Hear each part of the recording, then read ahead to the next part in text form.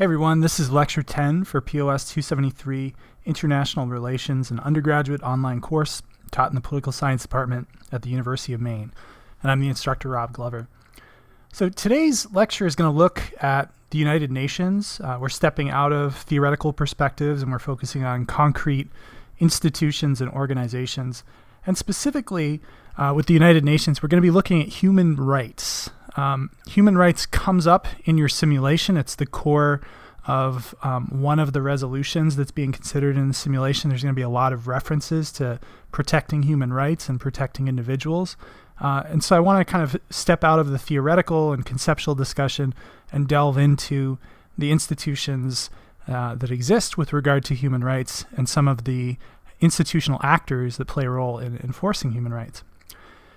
So what we'll cover today, we're going to talk about what are human rights and what roles has the UN played historically in defining them. It's a pretty important role, at least at the definitional level, at least in terms of establishing an internationally agreed upon idea of what human rights are, even if they fall short in terms of actually protecting those human rights in a lot of instances. We'll look at security and conflict. It's really important because one of the things that we realize in the 20th century is that some of the settings in which human rights are most vulnerable and some of the settings in which the most egregious abuses of human rights will occur are in the context of conflict. And so we're going to look at peace and security a little bit and some of the roles that the United Nations has played over time in pursuing peace and how that responsibility has evolved. We'll lay out the international legal mechanisms that exist at the United Nations to protect human rights. There, too, it's a tale of evolution. And then we'll look at some of the challenges. And really, some of the challenges with regard to human rights lie in long-held international institutions that do a very good job of protecting states, or at least a marginally good job of protecting states, but sometimes fall short when it comes to protecting the individuals within those states, and particularly protecting individuals from the state. So, a lot to cover. Our starting point will be asking what are human rights? And this is really a core function of the UN in the aftermath of World War II. So you need to keep in mind when the United Nations was being formed, what the context was. We just had endured a terrible world war that encompassed, basically every country on Earth, and we were looking at a death toll in the millions. We were looking at the realization of new powerful weapons that had never before been within our capacity as human beings with the development of nuclear weapons.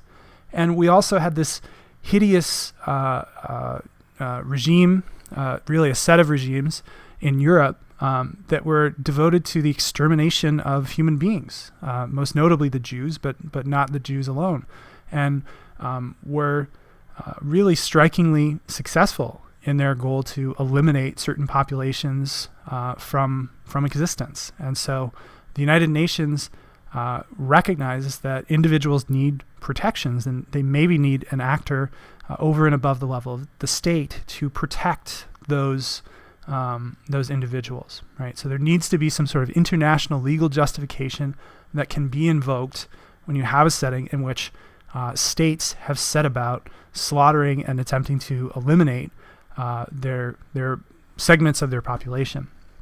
So it was clear too after World War II that conflict was one of the key threats to human rights, right? So it was bad enough that Germany set about reshaping and recreating its domestic institutions and eventually its domestic populations under the Nazis, but they were expansionist, right? And Japan was expansionist as well, and they sought to take over neighboring countries and annex territory. So conflict was going to be a key driver to things that would threaten human rights, not only within the state but in neighboring states. So conflict was going to be a key focal point of the discussions of how to structure the UN. And initially, within these negotiations, you had some proposals that would have created a very different United Nations. The United Nations would have been a very different entity. primarily, we're talking here about military proposals, right? So within the negotiations that eventually created the United Nations, you had proposals for a network of bases, military bases, that would be permanent throughout the world, right? Basically, every region would have some sort of UN command center where there would be a military presence, and those would be permanent. Those would be a lasting kind of military check against whatever forces threaten security or peace in the region. You also had the proposal of a standing UN intervention force and a standing air force. The idea being that, if we face another scenario like Europe in the 1930s, when you have an aggressive expansionist regime like the Nazis spreading into nearby countries, then you would have a military option that would be readily available to punish them in some way, right? Through bombing, potentially through troop ground invasion, right? And this would operate through some sort of command structure, but it would be a global force. So basically the idea was to have a military wing of the UN that could rapidly confront threats or just instability, right? If you had a regime that was falling apart and some sort of civil war, civil conflict was breaking out, that's a threat to human rights as well. This didn't happen. We don't to this day really have anything resembling that. We do have some eventual kind of military elements within the United Nations that emerge, but it's far less sweeping than what is proposed here. And the idea was largely abandoned by the 51 countries that set out to found the United Nations. And the question is why? I want you to think about that for a second, right? Given what you know about world history, given what you know about the aftermath of World War II, what the world looked like at that point, and just generally what you've learned about international relations, consider why there might be resistance to this even after an event as catastrophic and deadly as World War II, in which clearly something should have been done and should have been done sooner to stop the mayhem, to stop the bloodshed and the genocide that was occurring in World War II. And so the answer why is an interesting one, I'll tell you. Basically, you have two factors. One is the geopolitical landscape of the world in the aftermath of World War II, right? So you have basically a bipolar world which has emerged in the aftermath. It hasn't fully achieved its form yet, but it's pretty much understood that there's going to be two superpowers, and it's going to be the United States and the Soviet Union, and they're going to be diametrically opposed. That even emerged as the negotiations over the creation of the United Nations were happening, right? It was quickly realized that there's some tension here, and these two countries are very powerful and are going to be at odds with one another.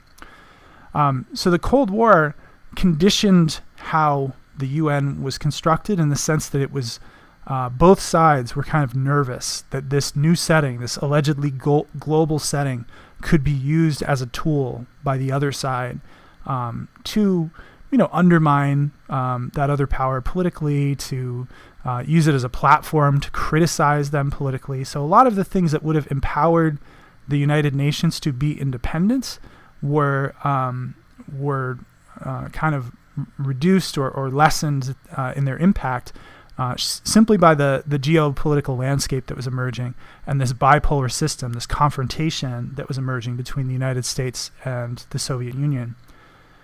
The other issue here is sovereignty, right? So we talked about sovereignty. It is the expectation of non-intervention within one's territorial borders, that you largely have the power to do what you want within your borders. And it's only once you step out beyond your borders and you start to threaten, regional stability or global stability that other powers might step in, right? So the thinking was that this tool, if we made it too powerful militarily, it could be used to override national sovereignty. It could be this entity which would intervene simply if it, disliked something a state was doing, and they wanted to give states pretty wide leeway to do what they want. They didn't want an entity that would be engaging in regime change or would be trying to tell states what they have to provide for their citizens. Otherwise, they'll face some sort of powerful global military force. So that protection of sovereignty, once again, becomes very important. And states are going to dig in. They have a vested interest in protecting sovereignty and in general not empowering agents over and above the state that could tell them what to do or potentially punish them for actions that they've taken. And you think of states too. I mean, every country in the world has some domestic population which has been mistreated, has some element of their law which is extremely controversial, and human rights advocates globally would say that it's in violation of international human rights law, including the United States. You know, we have a free and fair democracy. We have a pretty expansive set of rights, but throughout our history, and even today, we have a number of groups who claim that the state is violating their rights and violating their fundamental rights at the national level and their human rights at the international level. So every state is going to be nervous about this global actor potentially stepping in and intervening in their internal affairs. So the bottom line is that this expansive network that would have military power is not created. But that's not to say that we do not end up with UN forces. And it pretty quickly becomes clear after the creation of the United Nations that there are going to be situations in which we need a military actor that can play some sort of role and is not tied specifically to any one state, right? It's not simply a national army playing a role in diffusing international conflicts or whatever it might be. So global politics quickly presented situations in which there was a recognition that some sort of force operating at the global level was necessary. The first was the Korean conflict in 1950. We call in the United States the Korean War, and you might have members of your family grandparents and things like that fought in the Korean War. Basically, the Korean War was a invasion of South Korea by the communist North Korea and resulted in the split of the Korean peninsula into North and South Korea that we know today. And the communist regime that still exists in North Korea that we have a very tense relationship with and has been a subject of the foreign policy of the Trump administration was created in this conflict, right? So what happened in this case is really not so much of a global initiative. It was very much provoked by the Americans and was American-led, but you had a 21-country contingent that sprung into action to respond to this North Korean invasion. It was the first time that UN forces operating under a UN kind of name and a command structure that at least nominally was associated with the United Nations sprung into action to respond to that act of aggression, to that invasion of the southern part of the Korean peninsula by the North. And UN forces actually stayed in South Korea once the kind of ceasefire had been reached and you had some sort of line of demarcation in what's called the demilitarized zone. UN forces actually stayed in the Korean peninsula to try to enforce that ceasefire, that tentative peace until the 1960s, right? When finally it was U.S. and South Korean troops that took over that responsibility. So this is important because it's establishing a new role for the UN, and it was initially the idea of UN military forces that the founders of the United Nations were very hesitant to subscribe to kind of formally mandate and support. Where we really see the UN operations become significant, right, and really establishes a template for what's going to happen in the rest of the 20th century was with what's called the Suez Crisis of 1956. Basically, you had a nationalist government in Egypt that decided to nationalize the Suez Canal. The Suez Canal was, there was kind of a French presence, a British presence. It was an important trading route, important supply line, but it was under the control of the British. And the Egyptian government said, this is ridiculous. This is Egyptian territory. This is our property. We're going to take this. That action led to an invasion by Israel, the state of Israel. and then eventually kind of a French and British intervention, a real crisis that could have exploded into another world war. Right, you had real concern about this constellation of forces fighting over a strategically very important canal, a very resistant and defiant Egyptian regime, and an Israeli force that the Egyptians didn't believe should exist, with European powers involved. Potentially, the Soviet Union gets involved. The United States has to choose a side. Like, it just had the potential to blow up into something really significant. And at that point, there was a UN peacekeeping force that was authorized to go into Egypt and serve as peacekeepers to try to defuse this Suez crisis in 1956. And it really establishes the template for all of the UN peacekeeping efforts that are going to happen during the Cold War era. There's a picture right here. You can see this is the United Nations force in Egypt. They had landed and then were going to be deployed. And what they really did, it was a force, I guess, of several thousand troops, maybe about 6,000 troops. And they basically just created a barrier between the Israeli forces and the Egyptian forces, right?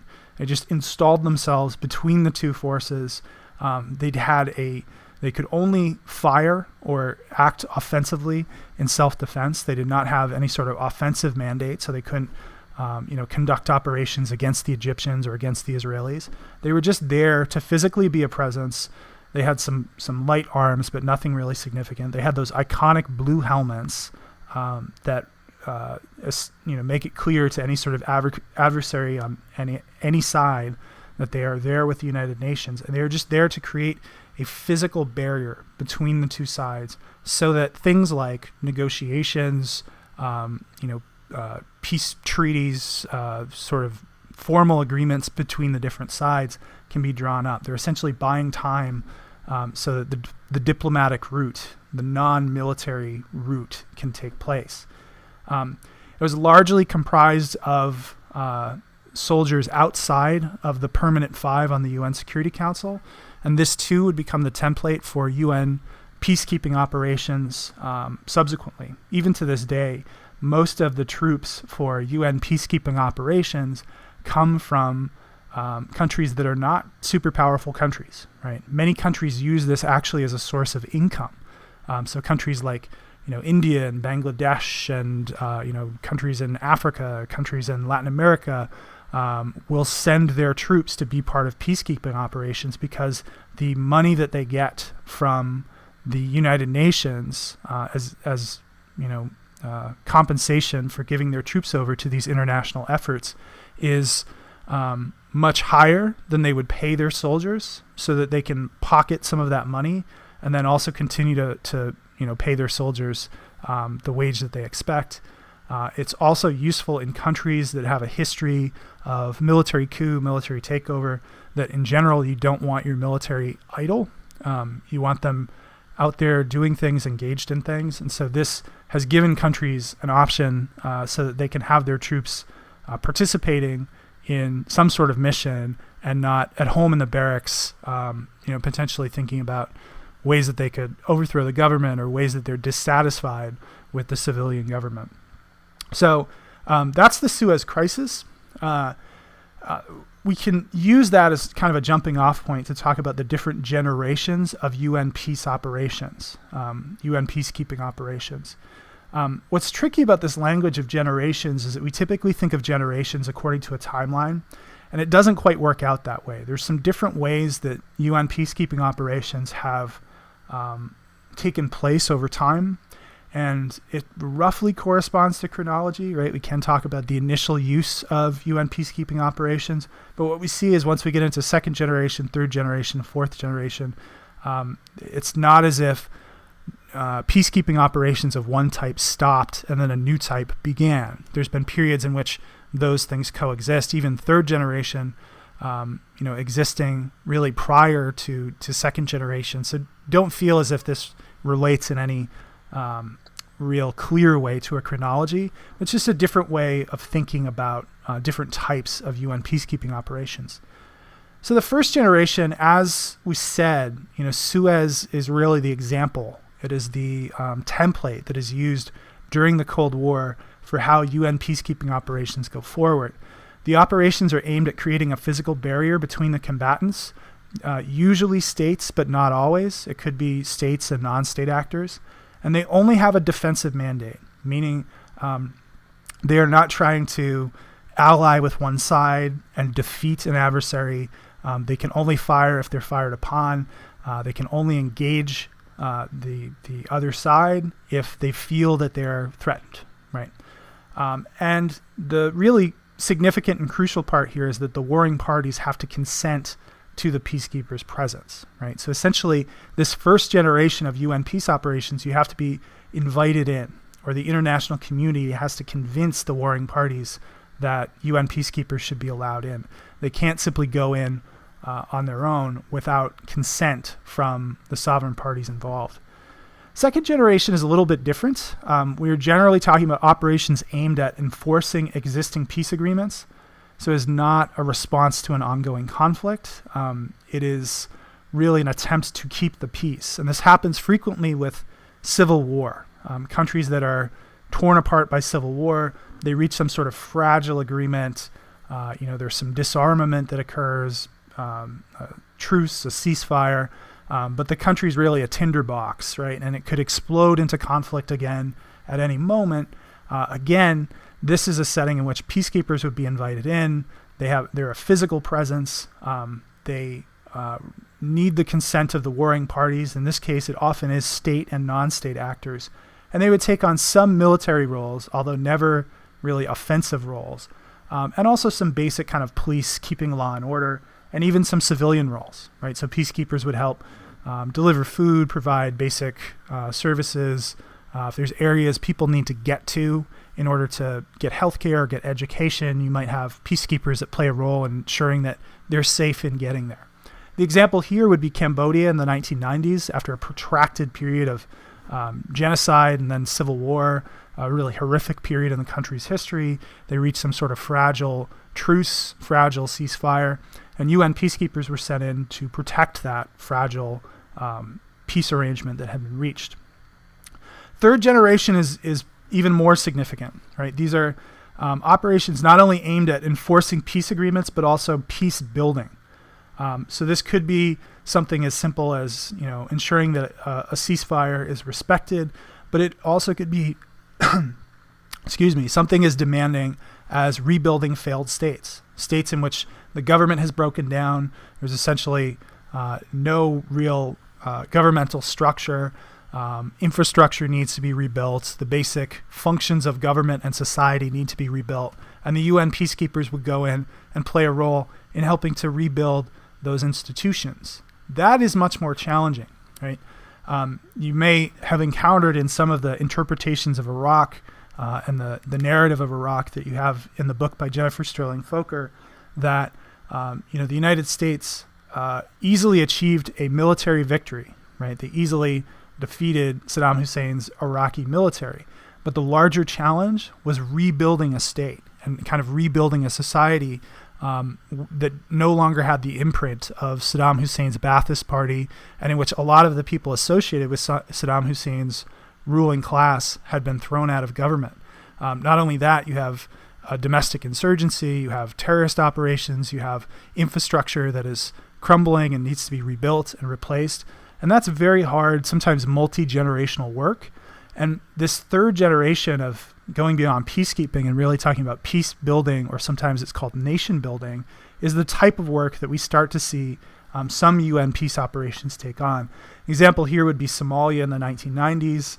After this period in which you essentially had a failed state, some of the tribal warlords are dispatched. They're no longer operative, and the UN is going to come in and try to help rebuild a state where essentially you had a failed state, with pretty limited success, right? Somalia is still in very, very rough shape, and many would still classify it as a failed state.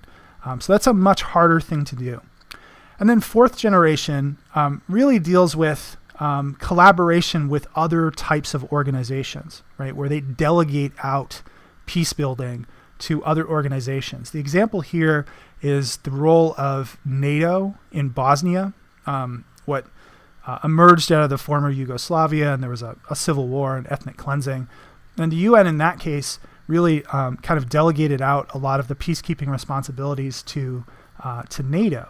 And so we've seen this in a number of different instances where the UN will not take on a direct role, but they'll delegate some of that responsibility to a regional organization or an issue-specific organization that probably has a better sense of what to do on the ground there, or more capacity to do what needs to be done on the ground. So we refer to that as fourth generation.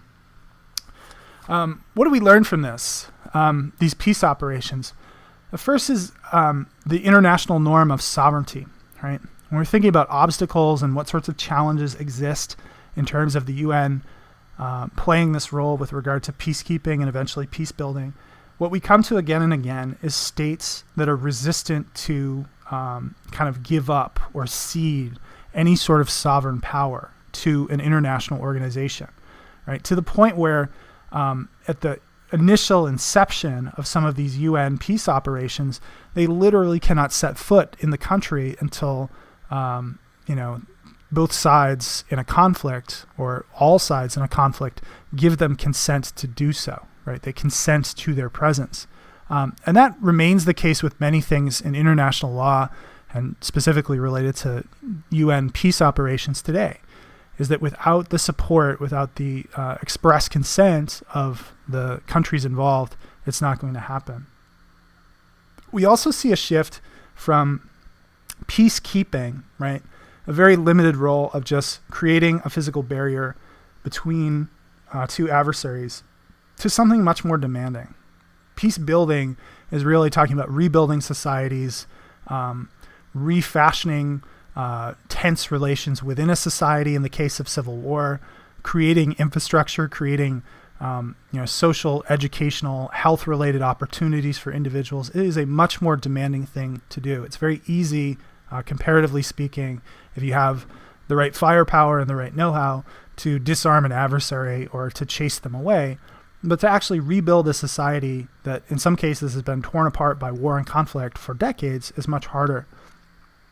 We also see, if you look, this is, I think, particularly well discussed in the chapter, if you look at the use of UN peacekeeping over time, this explodes, right? And it explodes not because the UN is more empowered, not because people are more enthusiastic about the UN playing a role, but simply out of need. There's more conflict, more instability in the aftermath of the Soviet Union falling, in the 1990s, and that has persisted since. And so we have this more volatile world with more hotspots in which UN involvement is really required. And that constitutes an obstacle, because you're taking a force and you're spreading it thinner and thinner. So I believe the number was, as of 2015, there were 17 different UN peacekeeping operations around the world, right? So that's significant. That means that that's a lot of resources. It's a lot of troops that they have to marshal and then get out into these areas and have to continue to support them. And that feeds into the last point here, which is resources and cost, right? So the UN does not have a limitless supply of resources. When it authorizes these sorts of missions, oftentimes it has to go to member countries and seek resources. It certainly needs to seek the personnel, the military personnel, but everything beyond that as well. And then money to fund these operations, right? So it operates according to this pass the hat model, in which if something is authorized, then you have to find the resources, find the money, find the personnel for it to happen. And particularly as the UN is being thrust into more areas and undertaking more of these peace operations, and they're more demanding in scope, that can really place strain on the overall institution. So that's one piece of thinking about human rights, is because many of the human rights tragedies, catastrophes that we see in the world emerge out of some sort of conflict, emerge out of a civil war or some sort of interstate war in which individuals are being targeted on the basis of identity or basis of political affiliation, right? So the peacekeeping element of the UN is very much related to talking about human rights. What I want to jump to now is legal institutions and human rights. So one way in which human rights are enforced or protected is this peacekeeping model. There's also a very important legal framework for human rights that has been created at the United Nations. I'm going to talk about some basic documents here, and then some of the bodies that are charged with trying to ensure that states adhere to these expectations. So to start here, what you have is a diagram that lays out the major human rights treaties that exist at the international level. The really core one is the Universal Declaration, right? That was a foundational document of the United Nations. It's the formal kind of international sentiment about what human rights are, what we consider to be human rights, what every individual, regardless of affiliation, regardless of identity, regardless of any qualifier, if you are a human, you are entitled to these things. And so the Universal Declaration lays that out. There's been some critiques of the Universal Declaration, that it was largely created by powerful Western interests, and so it might actually map on more closely to Western documents like our Constitution or the other core kind of Western European or United States-based documents of rights, frameworks of rights. But in general, it's a powerful statement of what people ought to be entitled to. You have two subsequent documents, the International Covenant on Civil and Political Rights and the International Covenant on Economic, Social, and Cultural Rights. And these come later, right? This is an articulation of what people ought to expect in terms of civil and political rights, right? So the core kind of freedom of expression, due process, what you have a right to expect politically, that's covered in the International Covenant on Civil and Political Rights.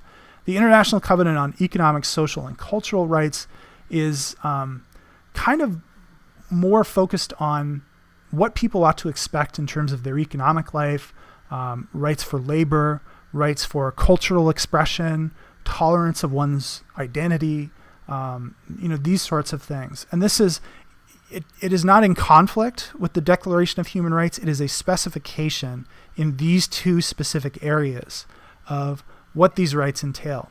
And the thinking is that not only does this create an international body of law when it comes to human rights, but then member states would then work to ensure that their frameworks of rights align with these internationally specified notions of what human rights are, right? So, that's the thinking. All of these other documents that you have here, these treaties, relate to even more issue-specific conventions with regard to human rights, right? So you have the Convention on the Rights of the Child, the Convention on Elimination of All Forms of Discrimination Against Women, what's sometimes referred to by the acronym CEDAW, CEDAW, and a whole host of things, right? Migrant workers, persons with disabilities, racial discrimination. These are subsequent documents. These have come after the 1960s, and they try to map out specifically with regard to certain areas, children's rights, women's rights, etc., the statement of the international community on what the core rights are. Right? So we have an expansive set of documents and an expansive set of rights that exist at the international level. And I would encourage you to at least read the Universal Declaration of Human Rights. If you just type it into Google, you can find it. And there's some elements there that align pretty closely with our founding documents in the United States, things like the Bill of Rights. And there's other elements in there that you might find surprising. Like, for instance, in the Universal Declaration of Human Rights, there's a right to leisure. There's a right to the idea that an individual should be able to have free time, right? That they shouldn't just work and provide for basic necessities, but they should be afforded the right to have time in which they're free. They're free to choose what they want to do. That right to leisure, we don't really see in any of our founding documents. If we go to the Bill of Rights or our founding legal documents, there's not a right to leisure, but it's an interesting document to read, right? It's an interesting document to read and think about why some of those things are there and to what extent we actually provide those things, fulfill those international obligations.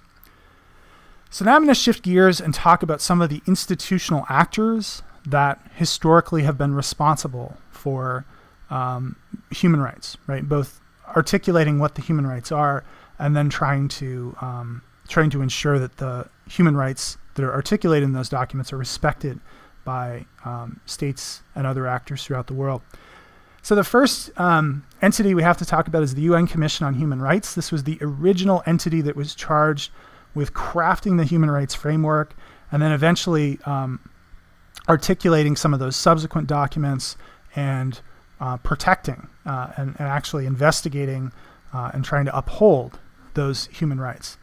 So the Economic and Social Council, which is one of the institutional wings of the United Nations, eventually gave the Commission investigative powers, right? They said, if you believe, if there is a case brought before you that seems like a clear violation of human rights, you can go off and investigate it.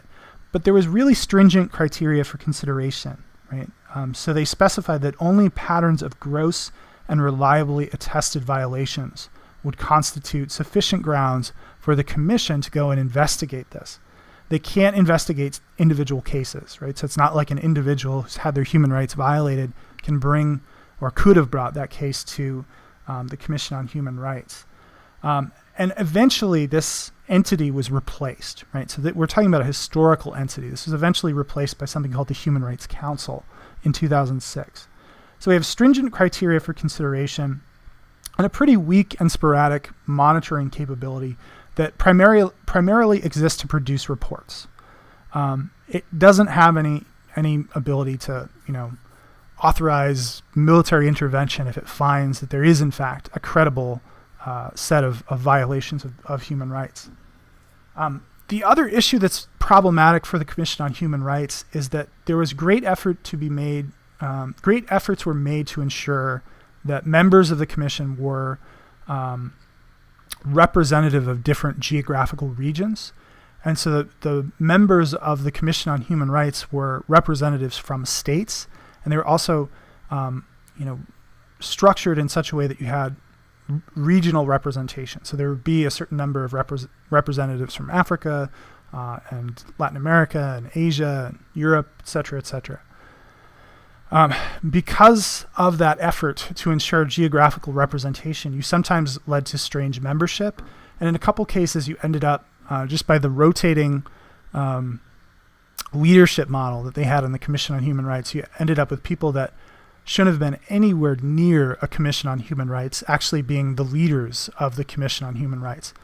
Most notably in the early 2000s, the country of Libya. So this was Libya pre-Arab Spring, at a point in which Muammar Gaddafi was the leader, a vicious dictator, no friend to human rights, and all of a sudden Libya was heading up the UN Commission on Human Rights, which for many human rights advocates was simply the last straw. They said, how can you have a Commission on Human Rights when this bloodthirsty dictator who has been one of the foremost human rights abusers in his region is all of a sudden heading up the Commission? So it was largely throughout its history a promotional tool, an advocate, a cheerleader for human rights. It was never designed to have enforcement power, and it had design flaws that resulted in problematic membership that was very controversial. But it was really an authoritative source for international human rights norms at its inception and for much of its history. Some reforms to the UN human rights institutional structure. The first was the creation of a High Commissioner for Human Rights. This was meant to be similar to something you might have heard of recently, the UN High Commissioner on Refugees. The UN High Commissioner on Refugees is meant to be an advocate for the plight of refugees globally, and has largely been successful in that role. So when we have refugee crises, when there's millions of people displaced and fleeing into neighboring countries, the Office of the UN High Commissioner on Refugees will go in, they will investigate and meet with the refugees, oversee the refugee camps, and then they can help in the relocation of refugees away from the problem area, whatever conflict, natural disaster they're fleeing, and into countries that are ready to accept them. And so that was the model for the UN High Commissioner for Human Rights. It's a single official that oversees an office. It's usually someone that is prominent in the promotion of human rights at the global level. And they engage in this mixture of advocacy and also investigation. So they can deal directly with governments that they have reason to suspect that there's human rights violations, and they seek out improved respect for human rights. They're given pretty broad powers on paper, right? So as the office is laid out, it sounds like it will kind of be a bulldog investigative unit. But really what they're fighting is the UN culture in which no one is a bulldog and it is not confrontational. The UN culture, I'll talk about this in a minute, is very diplomatic, very quiet, very understated. It is very rare for individuals within the United Nations to be calling out each other publicly. That can make it a difficult position, right? And there can be repercussions for those that try to make it a more confrontational position. So the second High Commissioner for Human Rights was a woman named Mary Robinson. She was the former president of Ireland. She had overseen the struggle for gay rights in Ireland. She was a lawyer who represented some really prominent Irish citizens who were claiming discrimination on the basis of their sexual identity. And she was hand chosen by the UN Secretary General at the time, Kofi Annan. He sought her out and said, "You are the person for this position." Where Mary Robinson ran into trouble is she began to criticize the United States in 2002 about its practices in the war on terror and its efforts to combat terrorism, things like Guantanamo Bay, use of torture, etc. Very critical of the United States and particularly the Bush administration. And she ended up having to resign because there was such a reaction to this confrontational role. So it has at least the possibility to really have some teeth, but individuals in that position have to tread very carefully, because if they upset one of the major powers, they can find themselves really they can find themselves on the wrong end of a pretty nasty political battle. The second major reform I want to talk about is the Human Rights Council. So the Human Rights Council was created to replace this Commission on Human Rights, the UNCHR, that we talked about in just a minute ago. Largely the same mission, but the goal was for it to be more selective in its membership. Basically, never allow a notorious human rights abuser like Libya to achieve a position of prominence. It was a little bit more streamlined. The membership was slightly smaller, and some of those regional representation requirements were shifted a little bit. It hasn't largely been successful. I mean, the problem with the UN is still that you want to have regional representation. You don't want to leave out regions entirely. And there are some regions of the world that are filled with notorious human rights abusers. And it's a very awkward situation in a diplomatic setting in which there's resistance to calling out people publicly, to put individuals on the spot and say, you can't be a part of this Human Rights Council because of your atrocious record on human rights. But that was at least the thinking, right, is that we'll create this new entity. Again, it has some investigative powers. It has promotional and advocacy powers. It doesn't have a lot in the way of enforcement powers. What it can do is bring concerns to the UN Security Council in particularly egregious cases and say that there should be some sort of international response. This also roughly coincides with the establishment of the International Criminal Court, or the ICC. So the ICC was an international court created specifically to deal with crimes against humanity, atrocities, war crimes, these sorts of things, right? An international setting over and above any one state that could hear cases that met a certain bar, for particularly atrocious crimes, which are crimes not just against an individual or a specific country, but crimes against the global community as a whole. It was also meant to be a setting in which, if it was suspected that an individual would not be punished in their domestic court, right, that there were too many domestic allies within the country that would shield them from prosecution for something particularly egregious and terrible, the ICC would be the setting where that person could be tried. There are some caveats to that. One is that because it was established, because it was initially formulated in 2002, they can't hear any cases prior to that period. So it's not like we can go back to, atrocious war crimes that happened in Central America in the 1980s and try them there. It's not like we could, if there's still Nazi collaborators out there alive that have participated in those crimes, they could be tried at the ICC. They can't, right? So it's mostly for relatively recent crimes. The other hang up with the ICC is that you had major powers, specifically the United States, that were resistant to the ICC and so did not sign on to it, did not recognize it, and therefore cannot be bound by any sort of expectations. They couldn't, have someone from the United States tried before the ICC. It also decreases the legitimacy and the credibility of the entity as a whole, right? If you have major powers that are resistant to its existence, but at least moving in the direction of a broader kind of human rights mandate for the international community. So pretty much wrapping up here. Challenges with the UN as a body for human rights enforcement. The first is that you largely have horizontal rather than vertical accountability, right? Meaning that you have countries, and because of sovereignty, they are viewed as equal, right? No country has more sovereignty than another. And so they are trying to employ kind of sideways accountability. They don't exist over and above other countries, and they can't override that expectation of sovereignty. They can't step in and say, okay, we have more credibility than you, and therefore we're going to really punish you in a harsh way. They have to employ this horizontal accountability in which they're cajoling, they're pleading, they're publicly shaming, but there's no actor over and above states that can actually enforce accountability. Compare that to the United States and our domestic legal system. It's very easy for us to enforce the law because there are clear, legitimate authorities, the police, the court system, that have a recognized responsibility to produce consequences if you break the law. No such actor exists in international law. You also have the challenge that the UN is not an activist forum, right?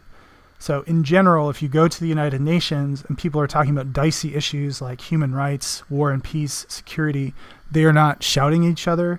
They are not, jumping up and down on the podium and calling out people and shaming them. It's really a setting for quiet diplomacy rather than confrontational action. And as a result, you have to reach a pretty high bar for violations of human rights abuses for someone to be called out publicly before the United Nations. Recently, there was an instance in which the U.S. ambassador to the United Nations, Nikki Haley, publicly called out Vladimir Putin. And that shows kind of the significance of how seriously the United States takes some of the actions by Vladimir Putin, because that's uncustomary, even with countries that have tense and confrontational relationships. You also have the absence of a credible military option, even in the most extreme cases, right? So genocide, refugee crises, if there is a deplorable regime that is in power somewhere and their actions are threatening a population and that population is fleeing over the border into a neighboring country, you really don't have a rapid response tool that the UN has in its toolkit that it can use to try and rectify that issue or to punish that regime that's threatening people's basic security. And lastly, you have resistance by the major powers to international human rights enforcement. And that's not just, China, it's not just Russia, it's also countries like the United States, because they are powerful, right? And so they really want to retain as much of their sovereign power to do what they want in the international system as they can. They're also fearful that the UN could be used as a setting in which they, as the major power, would see their military forces, their political leaders brought up and publicly shamed or harassed or even face some sort of punishment in a setting like the ICC for things that they've done in the course of foreign policy making. So there's, in general, resistance by both Democrats and Republicans within the United States to giving the UN more power or even paying our dues to the United Nations. A couple emerging norms that I'll just cite here at the very close. One is this idea of human security, right? This is a powerful idea in the emerging discourse around how we should be protecting human rights and ensuring peace at the international level. Essentially, human security is the idea that security threats should not be defined by the state. It should not be defined in relation to the state, I should say. So human security basically defines security as things which threaten the safety and dignity of the individual rather than the safety of the state. So this could be things like poverty, hunger, human rights abuses, discrimination, environmental destruction, on and on and on.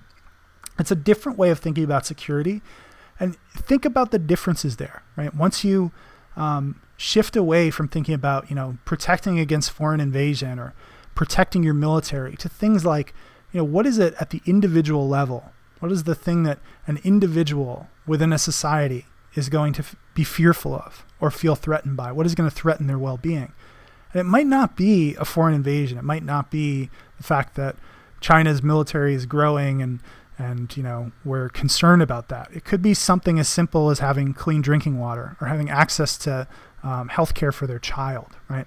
So it's a different way of thinking about security that defines it in a really unique way that potentially shifts our emphasis. And you hear at the United Nations lots of folks talking about human security as a different way to think about the peace and security imperative of the organization. Going alongside with that is something called responsibility to protect. And this relates to that challenge of sovereignty. So sovereign states have a responsibility, according to this doctrine of responsibility to protect, sometimes also abbreviated as R2P. Sovereign states have a responsibility to protect their citizens from avoidable threat and suffering, right? So it's not that if a hurricane strikes and people are made homeless by it, that they're supposed to protect them from that. That's unavoidable, right? But when we're talking about things like the aftermath of a hurricane and providing for people, or protecting people's basic rights, ensuring that minorities aren't being attacked within their borders, ensuring that genocide is not happening, right? Sovereign states have a responsibility to protect their citizens from that avoidable threat or suffering. And where they don't, whether it's by design or it's the fact that they don't have capacity, so whether it's intentionally or unintentionally, that responsibility should be borne by the international community. So if a genocide is occurring, if famine has happened, if there's the aftermath of a natural disaster and a country is not able to provide for the basic needs of its citizens, then the international community has a responsibility to step up. This would override sovereignty. This would say, talk about sovereignty all you want, but if you're not doing these things, then we can suspend these expectations of non-intervention and go ahead and intervene. Again, this is an idea. This is something that more and more individuals are talking about when they discuss what should the role of the international community be in confronting global challenges, right? So it's not really codified in law yet, but it's an emerging norm and could eventually be the basis for a different way of thinking about how the UN uses its power. So we're going to wrap up there. For next time, we're still talking about the United Nations. We're going to talk about calls for reform, right? So one of the things that you'll probably have realized from these discussions of the United Nations is that there are some things that work remarkably well and many things that don't, right? So this is going to talk specifically about proposals for reform at the United Nations. What I want you to think about as you read this chapter is how might the structure of the UN be made more effective, and also think about the types of global events that might encourage states to cede some of that sovereign power, to give some of that sovereign power up to an international organization like the United Nations. It seems like when we talk about the United Nations, we keep coming back to sovereignty is really important. States are reluctant to give it up. And I want you to think about whether there are settings in which perhaps a state would be willing to give up some of that sovereign power to an international organization. Could be the UN, could be something like the European Union, right?